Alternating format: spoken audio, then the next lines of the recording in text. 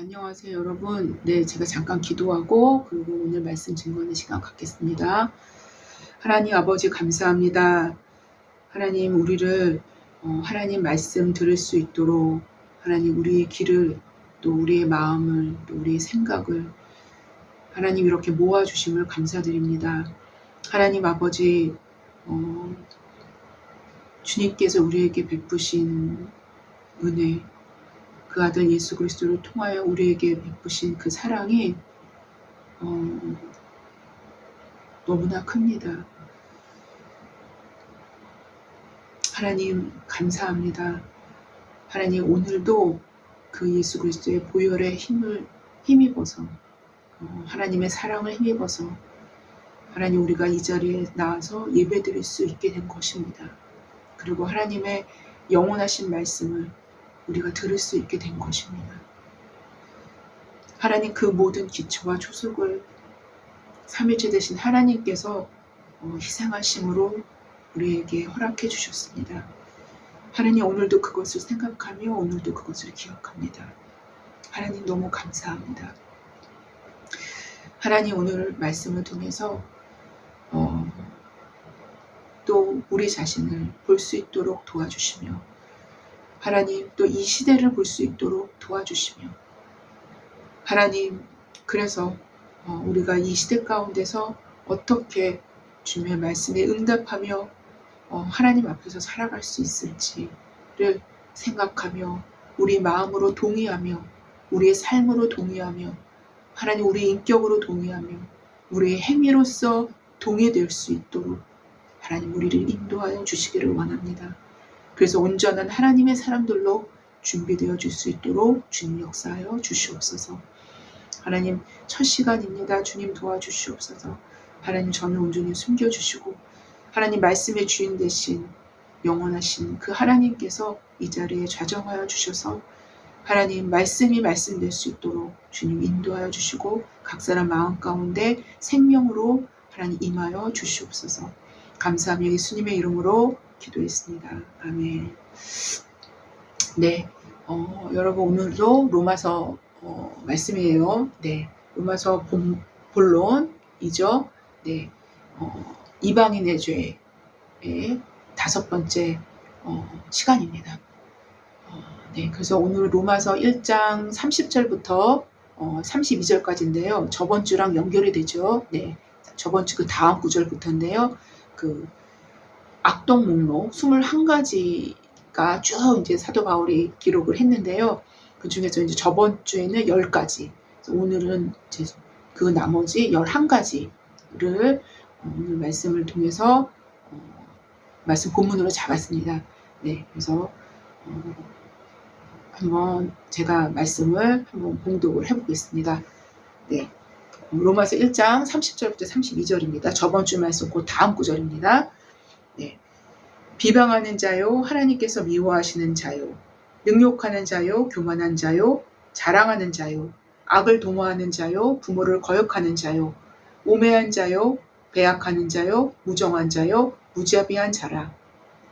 그들이 이 같은 일을 행하는 자는 사형에 해당한다고 하나님께서 정하심을 알고도 자기들만 행할 뿐만 아니라 그 또한 그런 일을 행하는 자들을 옳다 하느니라. 네, 그 말씀입니다. 네, 여러분 C.S. 루이스 잘 아시죠? 네, 네. 그분이 이제 이렇게 말을 했다고 합니다. 네, 매번 한 가지씩 선택할 때마다 당신은 자신의 인생을 과거와는 약간 다른 인생으로 만들어가고 있습니다. 수많은 선택을 했던 자신의 인생을 전체적으로 살펴보십시오. 라는 말을 했어요. 이분이. 네. 그러면서 계속 이어져서 당신은 그런 선택을 통해서 천국의 피조물로 아니면 지옥의 피조물로 서서히 변해가고 있습니다. 라고 마무리를 했습니다. 인간의 삶이란 사실상 어떤 의미에서는 그 사람이 선택한 선택들의 결과물, 이라고 말씀드릴 수 있어요. 물론 이렇게 말한다면 누군가는 그렇지 않다라고 반문할 수도 있어요. 네, 충분히 이해합니다. 자신이 선택할 수조차 없었던 장애를 입고 태어난 사람들, 그리고 선택의 여지 없이 경제적으로 극빈자의 집에서 태어난 사람들, 역사적으로는 100년 전만 해도 노예나 천민의 신분으로 태어난 사람들은 입을 모아서 이렇게 말할 것입니다. 나는 선택의 기회조차 주어질 수 없는 악조건에서 태어났습니다. 라고 말이죠. 그러나 제가 말씀드리는 이 선택이란 이런 거를 의미하는 게 아니에요. 네, 선택이란 어떤 의미에서는 인간에겐 더 본질적이고 더 중요한 선택의 기회는 누구에게나 열려 있다라는 것을 말씀드리고자 하는 것입니다. 인간의 신분과 어떤 경제력 그리고 건강의 유무보다 더 원천적인 의미로 우리는 하나님, 즉 조물주 앞에 서 있는 하나의 피조물로 인식할 수 있습니다. 충분히 그렇게 인식할 수 있죠. 네. 바로 자신을 만드신 하나님 앞에 서 있는 하나님의 피조된 생명체인 우리 자신은 하나님을 선택할 것인가, 죄를 선택할 것인가. 의 선택의 문제는 바로 그 자신의 삶을 결정적으로 만들어 나가는 중요한 핵심 원리가 된다는 것입니다. 이러한 선택은 모든 인간의 마음 안에서부터 선택되어지기 시작합니다. 이 선택은 표면적인 선택만을 의미하는 게 아니에요. 우리 내부적인 것부터 우리 내면에서부터 선택이 되어지는 거죠. 예. 마음 안에서부터 선택되어지기 시작해서 그 자신의 삶의 구석구석에 지대한 영향을 미치게 됩니다. 그리고 그 선택의 결과를 C.S. 루이스는 천국의 피조물과 지옥의 피조물로 표현한 것입니다. 여러분과 저를 만드신 하나님은 공의롭고 공정하시며 너무도 정당하신 분이십니다. 너무도 정당하신 분이에요. 사실상 인간 마음 안에서 그리고 그 인식 체계 안에서 공의와 정의와 공정을 인식할 수 있다는 것, 우리 인간이 그런 걸 인식할 수 있다는 것은 바로 우리 자신을 만드신 분으로부터 온 것임을 우리가 알 수 있어야 됩니다. 여러분, 동물은요, 하나님께서 인간은 하나님의 형상대로 지음을 받게 하신 거죠. 동물은요, 여러분, 공의와 정의를 인식 못해요. 네. 인간은 그걸 인식을 합니다. 이것을 안다면 우리는 또 이러한 것을 생각할 수 있어야만 합니다.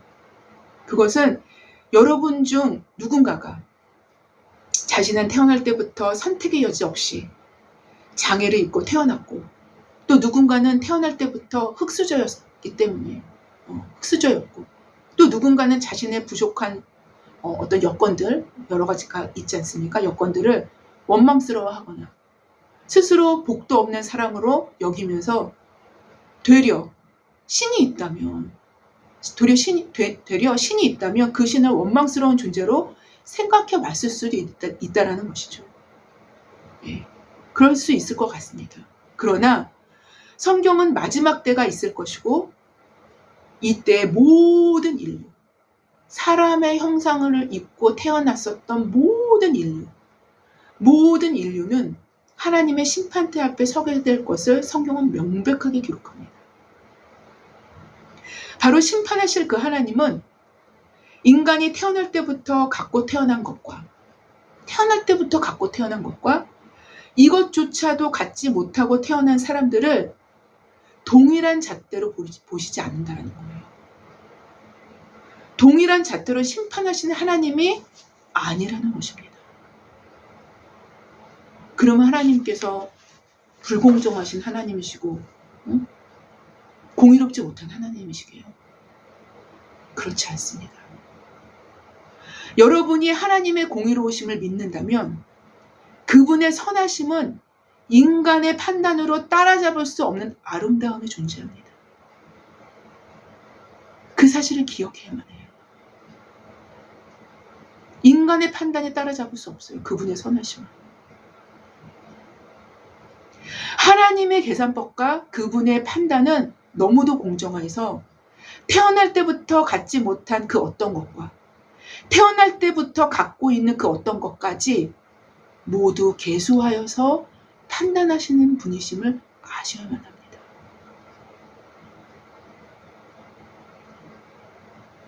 따라서 우리 인간 자신의 의지로 어떻게 할 수 없었던 그런 어쩔 수 없었던 상황들, 처지들은 사실상 우리가 생각하는 것만큼 그리 그다지 엄청나게 중요한 부분은 아니라는 거예요. 그게 아니라고 말씀드릴 수 있어요. 왜? 이미 하나님은 그것을 다 알고 계셔요. 어떠한 어려운 상황과 환경에서도 하나님을 선택하는 선한 마음이 어찌 보면 높은 점수를 딸 수 있다는 거예요. 이제 쉽게 설명한다면. 쉽게 예를 든다면 대기업 CEO가 하나님을 위해서 10만 원 기부하는 것과 가장 열악한 상황에서 고아원에 보내지고 완전 천덕꾸러기처럼 살아가다가 형편없어 보여지는 그런 아이가 있다고 합시다. 진짜 걔는 진짜 너무 형편없어 보여. 그런 애가 있다고 합시다. 그렇게 형편없어 보여지는 아이의 10만 원의 기부와는 하나님이 보시기에는 급이 틀립니다. 급이 틀려요.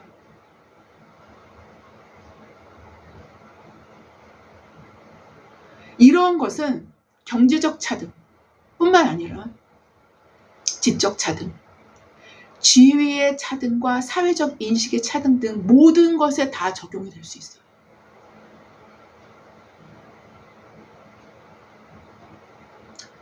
자, 지금까지 제가 말씀드린 바로 이런 의미에서 선택입니다. 이거를 깔고 베이스를 다 깔고 선택입니다.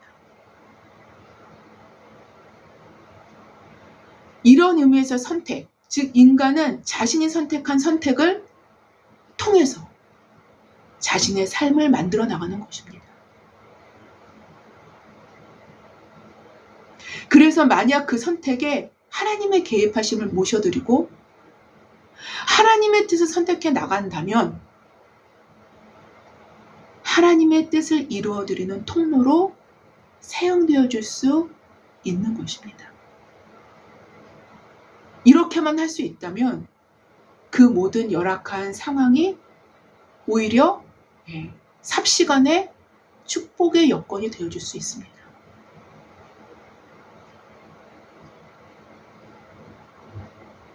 이런 과정을 반복하다 보면 루이스가 말한 대로 그는 천국의 피조물로 서서히 변화되어지는 자기 자신을 발견하게 될 것입니다.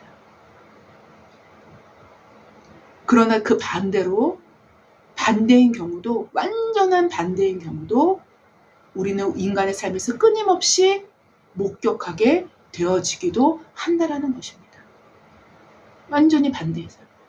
모든 것을 갖고 있으면서도 악을 행할 수도 있다는 것이죠. 하나님은 사람을 창조하실 때 이거는 제가 전에도 많이 말씀드렸지만 다시 한번 복습해서 말씀드리는 것입니다. 하나님은 사람을 창조하실 때 인간 스스로가 선택할 수 있는 선택권을 부여해 주신 것입니다. 자유로운 의지로 자기 스스로 선택할 수 있는 자유인 것입니다. 자기 내면은 자기가 자기 마음대로 선택할 수 있어요. 자기 내면. 이 자유의지는 하나님의 형상으로 창조된 가장 원천적인 특권이자 책임이 수반되는 기초를 제공합니다. 만약 애초부터 창조자께서 인간을 만드실 때 자유의지를 고귀한 선물로 주시지 않으셨더라면 인간에게는 죄의 개념도 없을 것이고 죄에 대한 형벌도 주어질 수 없을 것입니다. 뿐만 아니라 자유의지가 인간에게 주어지지 않았더라면 사랑의 개념도 존재할 수조차 없을 것임은 당연합니다. 다 제가 여러 번 말씀드린 것입니다.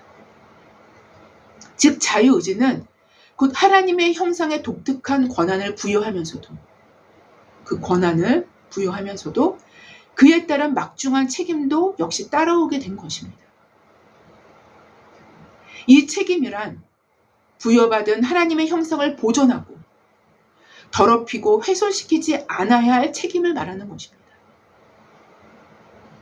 따라서 원천적으로 죄란 창조주의 형상대로 창조된 인간이 스스로의 의지적 선택으로 그 형상을 파괴하는 것을 의미한다고 말씀드릴 수 있습니다.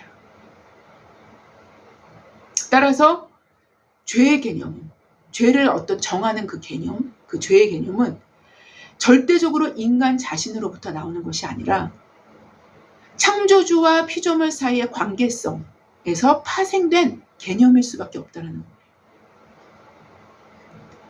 그래서 인간 스스로가 잣대가 되는 인본주의는 죄의 개념이 당연히 흐릿해질 수밖에 없는 거예요.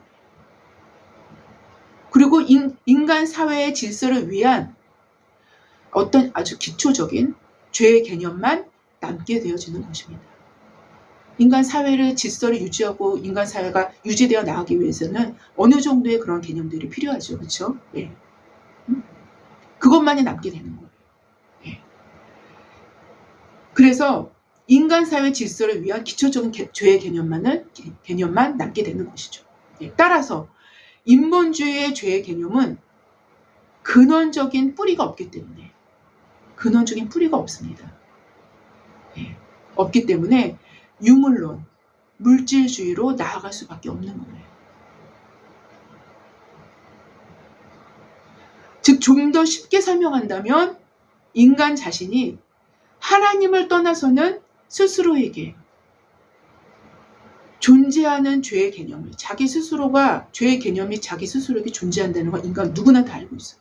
그걸 회피하고 그걸 무시하려고 할지라도 그게 있다는 걸 알아요.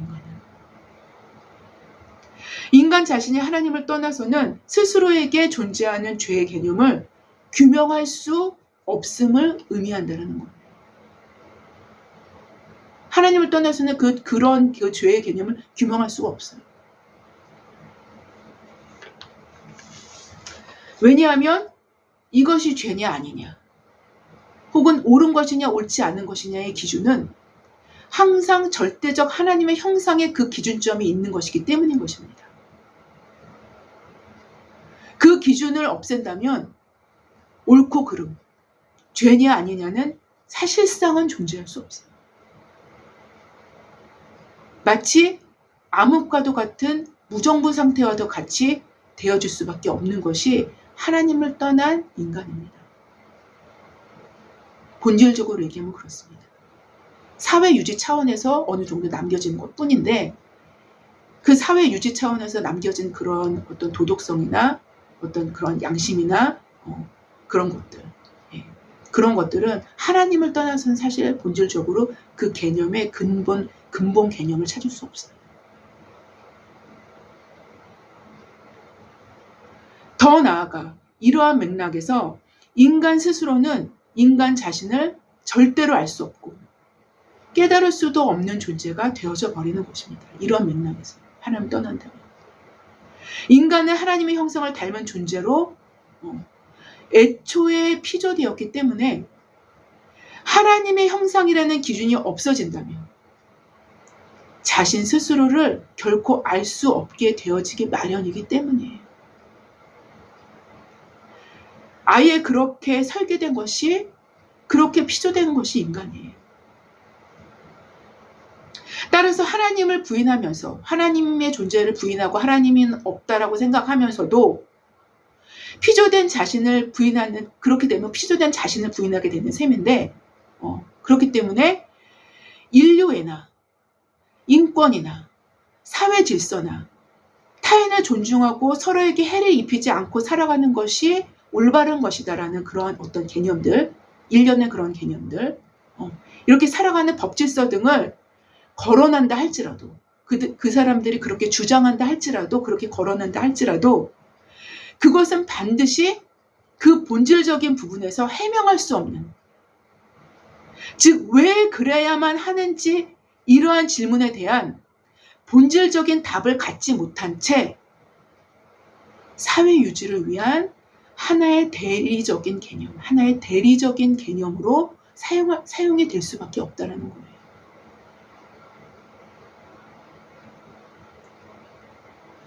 하나님을 떠난 인간은 하나님을 대체하여 우상을 두었고, 우상은 자신의 탐욕을 채우기 위한 변질되고 왜곡된 하나님으로 스스로 만들어 놓고, 그래서 신을 섬기기 시작한 것입니다. 바로 그 마음에 하나님 두기를 싫어하여 스스로 대체물을 만드는 것이 우상인 것입니다. 따라서 우상은 곧 하나님을 떠난 인간의 탐심의 어떤 대명사임을 성경은 지금까지 증언해 온 거예요.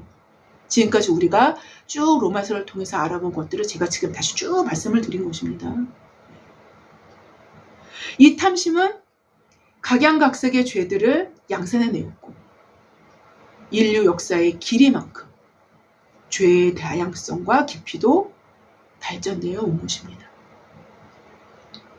오늘 본문인 로마서 1장 30절부터 32절 역시 저번 주에 이어서 다양한 죄의 양태들을 사도는 일일이 거론하고 있는 것입니다.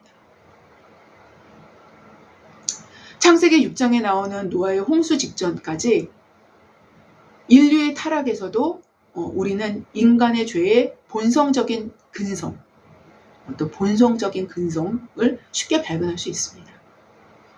하나님은 땅 위에 사람 지으셨음을 한탄하셨고, 창세기 6장 6절 이하에 신인 동영론적인 그런 표현으로 성경은 기록하고 있죠. 바로 주께서 한탄하신 이유는 사람의 죄악이 세상에 가득함과 그의 마음에 생각하는 모든 계획이 항상 악할 뿐임을 보시고 한탄하신 것입니다. 하나님 한탄은 거기에 있었던 거예요. 즉 인간이 선택한 것이 하나님으로 한탄하게 하신 거예요.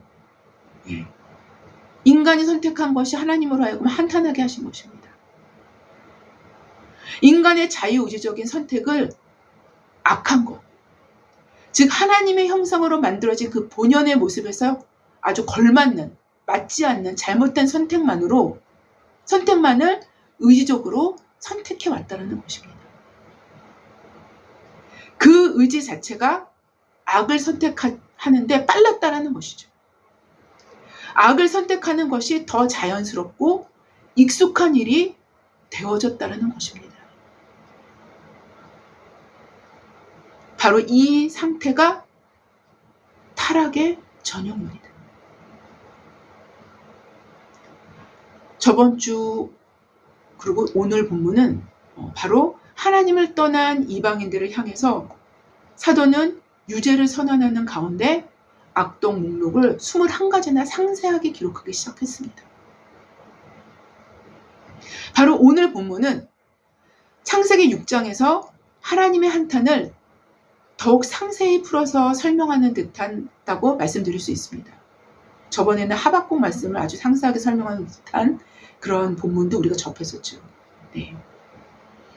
하나님의 한탄을 더욱 상세하게 풀어서 설명하는 듯한 본문이 바로 오늘 본문이에요.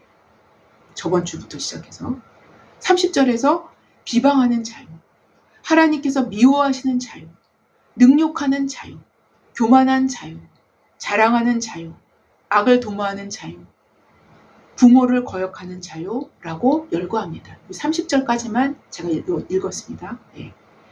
첫 번째로 뭐가 나옵니까? 네, 비방하는 자유가 나옵니다. 오늘 본문의 첫 번째입니다. 네, 그리고 전체로 해서는 11번째죠. 그렇죠? 네. 저번 주에 말씀드렸던 수근수근한 자와 비교가 될 수 있는 표현이에요. 네. 수근수근하는 자는 은밀하게 숨어서 자기네들끼리 이게 몇 명이 그룹져서 남을 끌어내리고 남을 비방하는 말을 하는 자라면, 오늘 본문에 나오는 비방하는 자는 공개적으로 남을 끌어내리고 모욕을 주기 위해서 비방하는 것이라고 말씀드릴 수 있어요. 이제 약간 다릅니다. 네. 현대 시대에는 공개적으로 그리고 대대적으로 비방할 수 있는 대표적인 것은 뭘까요? 인터넷이죠. 인터넷 사이트나 사이버 공간을 통해서 주로 되어지는 일이라고 말씀드릴 수 있어요. 일반적으로 연예인들이나 어떤 공적인 인사들에게 뭐 악플이라고도 하고 댓글을 통해서 이런 죄에 아주 쉽게 노출이 될 수 있습니다. 이 죄가 얼마나 인격살인적이고 무서운 죄인지는 과거에 이런 식의 악플이나 댓글을 통해서 연예인들이 상당히 많이 자살에 이르렀어요. 여러분도 알고 저도 잘 아는 사실입니다. 두 번째는 하나님께서 미워하시는 자라고 우리가 성경은 번역하고 있는데요. 우리말 성경은 번역하고 있어요. 하나님께서 미워하시는 자. 하나님께서 미워하신 자라고 번역했는데요. 이 번역은 수동형으로 번역을 한 것입니다. 수동형으로. 예. 그런데 헬라어 원문으로 볼 때는 수동으로 번역을 하든 능동으로 번역하든 사실상 다 맞는 것입니다. 예. 근데 우리말에서는 수동으로 번역을 했어요. 예. 예. 칼빈은 능동형으로 해석해도 하등의 문제가 되지 않는다라고 기록했는데요. 능동으로 번역하면은 하나님을 미워하는 자로 번역할 수 있습니다. 예. 만약 하나님을 미워하는 자로 능동형으로 번역을 한다면 28절 이하에 기록되었던 그 마음에 하나님 두기를 싫어하는 이라는 그 말씀과 정확하게 연결이 됩니다. 예. 여하튼 하나님을 미워하는 자는 자기 스스로 그러한 마음 상태를 인식할 수도 있겠지만 또 그렇지 않을 수도 있어요. 자기가 인식하지 못하는데 하나님을 미워하는 자일 수가 있습니다. 예. 인식을 못한다 할지라도 그들의 열매로 하나님이 싫어하시는 열매를 맺음으로 하나님을 미워하는 자임을 스스로 표명해내는 행위를 하고 있을 수도 있다는 것입니다. 또한 우리말 번역 그대로 하나님께서 미워하시는 자로 번역을 할 경우에는 우리는 이 의미를 성경적으로 좀 더 자세하게 접근할 수 있어요. 성경이 성경을 해석합니다. 네. 잠언서 6장 16절부터 19절 이하에는 이렇게 기록되어 있습니다. 여호와께서 미워하시는 것, 곧 그 마음에 싫어하시는 것 67가지니 곧 교만한 눈과 거짓된 혀와 무죄한 자의 피를 흘리는 손과 악한 계교를 꾀하는 마음과 빨리 악으로 달려가는 발과 거짓을 말하는 망령된 증인과 및 형제 사이를 이간하는 자니라. 하나님께서 미워하시는 67가지, 대표적으로 이 67가지가 있다는 것입니다. 결국 하나님을 미워하는 자들과 하나님이 미워하시는 자들과는 깊은 연결고리가 있음을 우리는 알게 되죠. 마치 하나님을 사랑하는 자와 하나님이 사랑하시는 자가 깊이 연결되어 있는 것과도 같다고 말씀드릴 수 있습니다.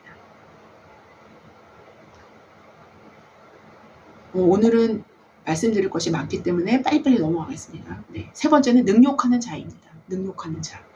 능욕하는 자는 타인의 고통을 즐기는, 타인이 막 고통스러워하고 막 아파하는 것을 즐기는 사람입니다. 타인의 고통을 즐기는 잔인성을 갖고 있는 자를 말합니다. 이것이 능욕하는 자입니다. 이 안에는 교만과 파렴치함이 내재되어 있는 용어입니다. 칼빈은 이런 자들을 타고난 악한 의도입니다. 악의를 갖고 있는 사람이라고 표현하기도 했습니다. 네 번째입니다. 교만한 자가 나오죠. 교만한 자. 교만한 자는 휘페네파누스라는 용어를 사용하는데요.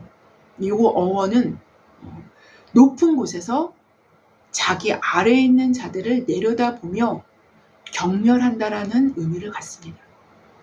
예. 그러니까 항상 자기의 위치를 높은 데 두는 것입니다. 그래서 항상 사람들을 내려다보는 사람입니다. 예. 항상 내려다보는 사람입니다. 자신의 시선을 항상 내려다보는 거예요. 그게 원어입니다. 그게 어원이 갖고 있는 의미입니다. 예. 이런 자들, 그런 자들은 다른 사람이 자기와 동등한 위치에 서는 것을 참을 수 없어 합니다. 참을 수 없어요. 예. 더 나아가 하나님보다 높아지고자 하는 자들이라고도 말씀드릴 수 있습니다. 그래서 이런 사람들의 특징은 굉장히 경쟁적입니다. 왜냐하면 자기랑 다른 사람이랑 항상 비교해서 자기가 더 높아져야 되기 때문에 항상 경쟁적입니다. 여러분, 이 교만은 제가 굉장히 많이 말씀을 드렸어요. 지금까지. 예. 그래서 하나님을 보좌한 천사, 하나님 측근에 있었던 하나님을 보좌했던 천사, 보통 성경에서는 그룹이나 스랍이라고 표현하기도 합니다. 아주 천사들 중에서도 아주 높은 천사를 얘기하는 거예요. 예. 예. 하나님을 보좌한 천사를 사탄으로 만들었던 것이 바로 교만이었어요. 교만은 그래서 악의 근원입니다.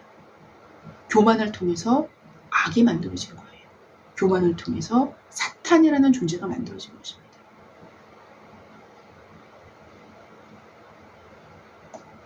이 교만과 아주 자연스럽게 연결되는 것이 무엇입니까? 다음에 나오는 자랑하는 자입니다. 자랑하는 자는 자신이 대단한 사람이라도 된다는 듯이 헛바람이 잔뜩 부풀어 올라왔다라는 의미를 갖고 있어요. 이 자랑하는 자는. 예. 그래서 교만과 그냥 자연스럽게 연결이 되는 것입니다. 예. 여섯 번째는 악을 도모하는 자입니다. 네, 이 악을 도모하는 자가 나오죠. 네. 이 사람은 자신뿐만 아니라 동료들도 죄악으로 이끄는 악의 전파자라는 의미를 갖습니다. 이것이 바로 칼빈이 주석한 악을 도모하는 자의 주석의 내용입니다. 예. 동료들도 죄악으로 이끄는 악의 전파자라는 그런 의미를 갖습니다. 또한 이들은 새로운 악을 만들어내기도 합니다. 그러니까 악의 창조자라는 의미도 있다는 겁니다. 새로운 악들을 계속 만들어냅니다. 일곱 번째는, 오늘은 빨리빨리 가겠습니다. 왜냐하면 말씀드릴 것이 많기 때문에. 네. 일곱 번째는 부모를 거역하는 자가 나오죠. 네. 부모를 공경한다는 것은요, 여러분, 부모를 공경하는 것은 하나님께서 정해놓으신 하나님의 법의 일부지만 굉장히 중요한 부분입니다. 네. 구약뿐만 아니라 신약에서도 약속 있는 첫 계명이라고 기록하고 있습니다. 성경에서. 네. 여러분, 10계명 중에서 1계명서부터 4계명까지는 하나님과 인간과의 관계를 말씀드리는 계명이죠. 말씀하시는 계명이죠. 근데 5계명서부터 5계명서부터 10계명까지는 인간과 인간관계에 있어서의 계명입니다. 예, 여러분 잘 아시죠? 예. 근데 하나님과 인간과의 관계를 말씀하시는 첫 1계명서부터 4계명까지를 제외하고, 그 다음에 인간과의 관계에서 가장 첫 번째로 등장하는 것이 내 부부를 공경하라입니다. 예. 그래서 약속 있는 첫 계명이라고 말씀하시는 거예요. 신약에서.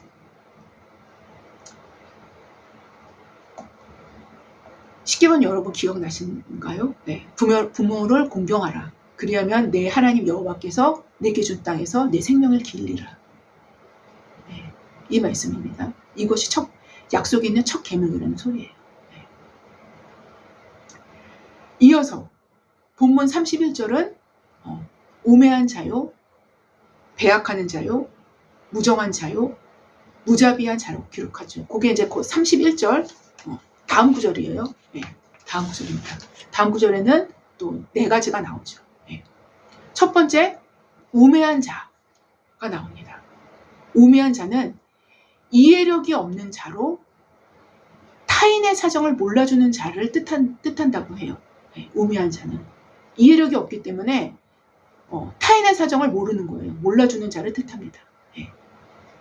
여러분 이 우매한 자를 딱 생각할 때 성경에서 아주 잘 표현해주고 있는 인물이 있어요.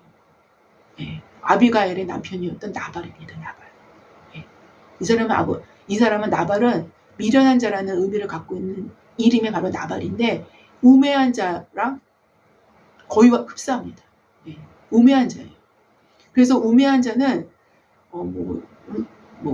이해력이 없기 때문에 타인의 사정 몰라주기 때문에 그냥 조금 다른 죄보다는 좀 덜할 것이다라고 생각을 할 수 있겠지만 이 우매한 자는 또 굉장히 큰 재앙을 불러들이기도 해요.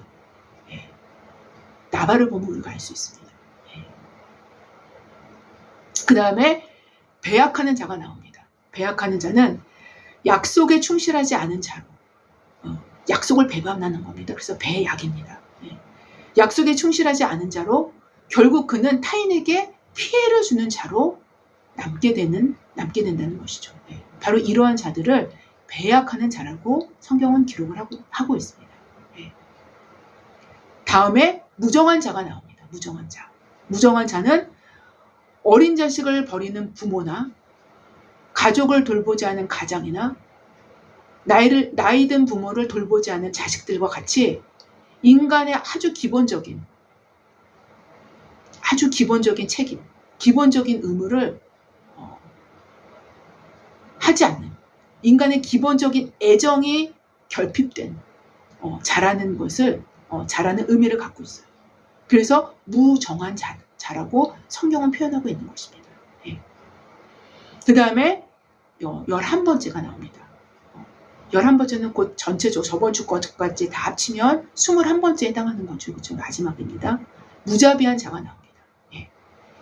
무자비한 자는 고통받는 자들에 대한 자비를 베풀지 않는 자를 얘기합니다.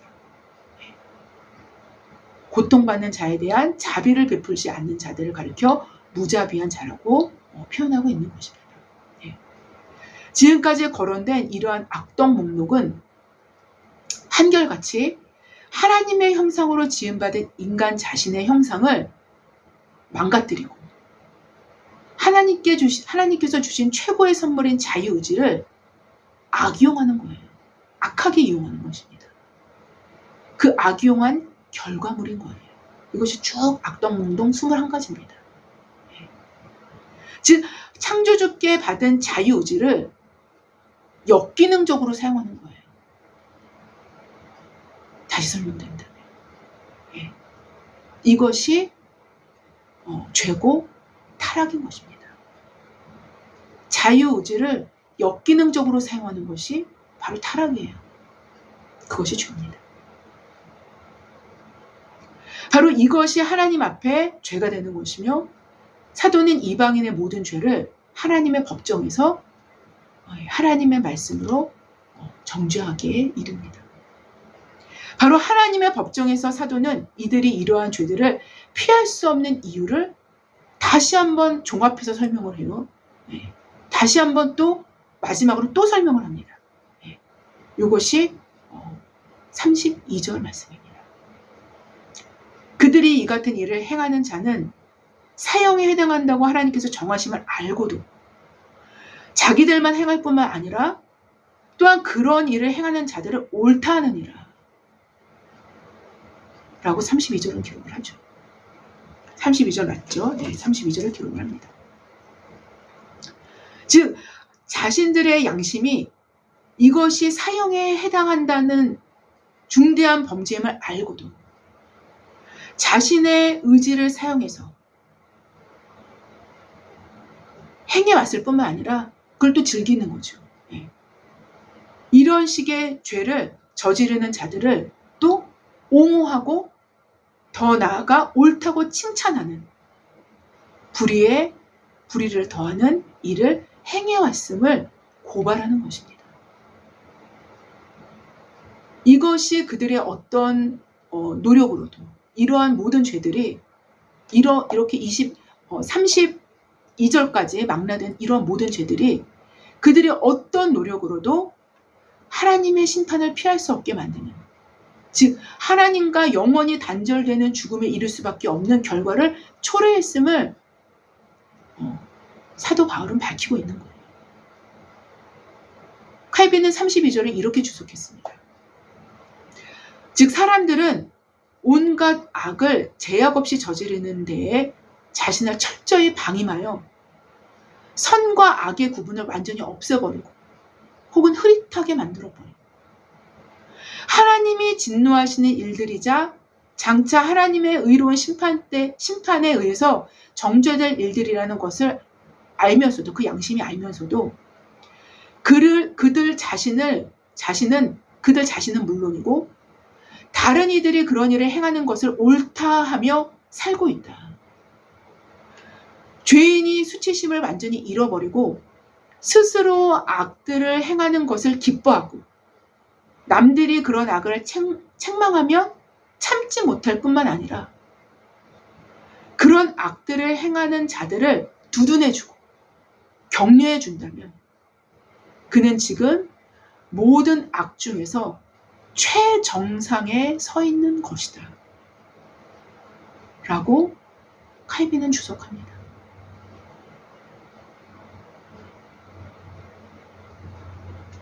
계속해서 그는 또 이렇게 주석을 하죠.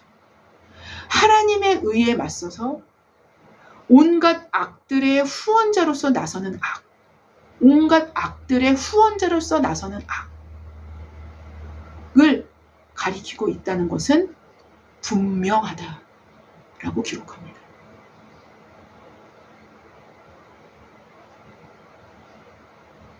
우리 시대에는 여러분 사실 이런 악들을 어렵지 않게 보게 됩니다. 우리 시대의 상태를 어떤 면에서는 가늠할 수 있게 해준다고 볼 수도 있죠.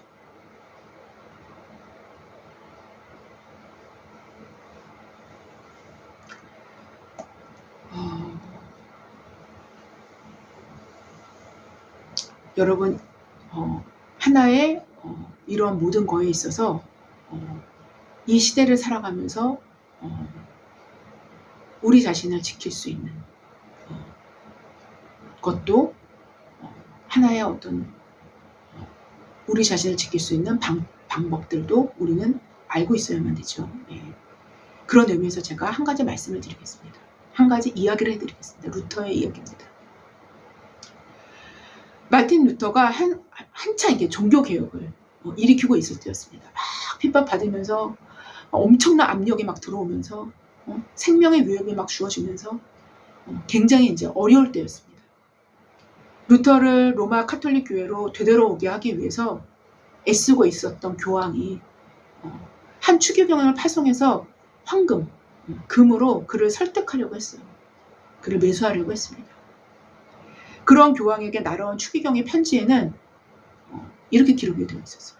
이 바보가 금을 좋아하지 않습니다. 교황님. 이렇게 기록이 되어 있었던 거예요. 루터를 설득시키는 것이 불가능함을 알게 된 추기경이 루터에게 이렇게 말을 했다고 합니다. 당신은 교황에게 독일의 한 시골뜨기의 의견에 어떻게 대처하실 것이라 생각하십니까? 다시 말씀드리겠습니다. 당신은 교황께서 독일의 한 시골뜨기의 의견에 어떻게 대처하실 것이라 생각하시오. 교황님이 너 같은 그 시골뜨기한테 어떻게 대처할 거라고 넌 생각을 하니? 이렇게 물어보는 거예요. 교황의 손가락 하나가 저 독일의 힘보다, 저 독일의 황제의 힘보다, 저 독일 전체의 힘보다 더 강하다고. 당신이 믿는 제후들이 보잘것없는 벌레 같은 당신을 지켜주기 위해서 무기를 들고 설 것이라고 생각하냐? 그렇게 생각하시오? 결코 그런 일은 없을 것이라고 내가 장담하오. 자, 그러니 당신은 이제 어느 편에 서시겠어? 어느 편에 서겠어? 이에 대해 루터의 답은 간단했습니다. 지금 있는 곳에 그대로 있겠소. 전능하신 하나님의 손 안에 말해요.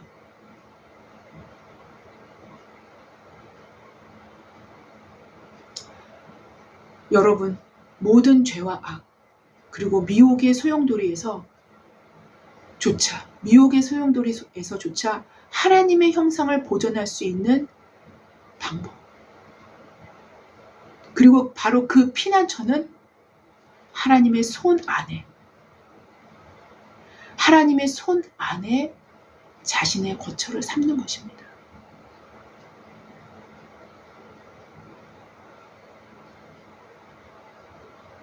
종교 바뀌든 혹은 종교의 형식을 갖춘 종교 아니든 사람의 손에 거처를 삼는 것이 아닙니다.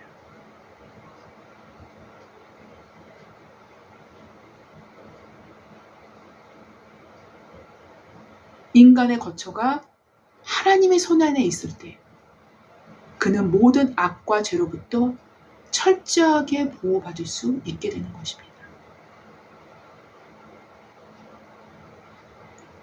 하나님의 손 안에만 종교개혁이 가능했었던 거예요. 하나님의 손 안에서만 종교개혁이 가능했었던 거예요. 지금도 하나님의 손 안에서만 개혁이 가능합니다. 그리고 하나님의 손 안에서만 인간은 자신의 위치를 찾을 수 있습니다.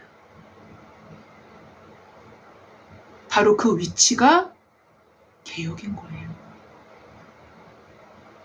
그 바른 위치, 그 원래적인 바른 위치가 개혁인 거예요.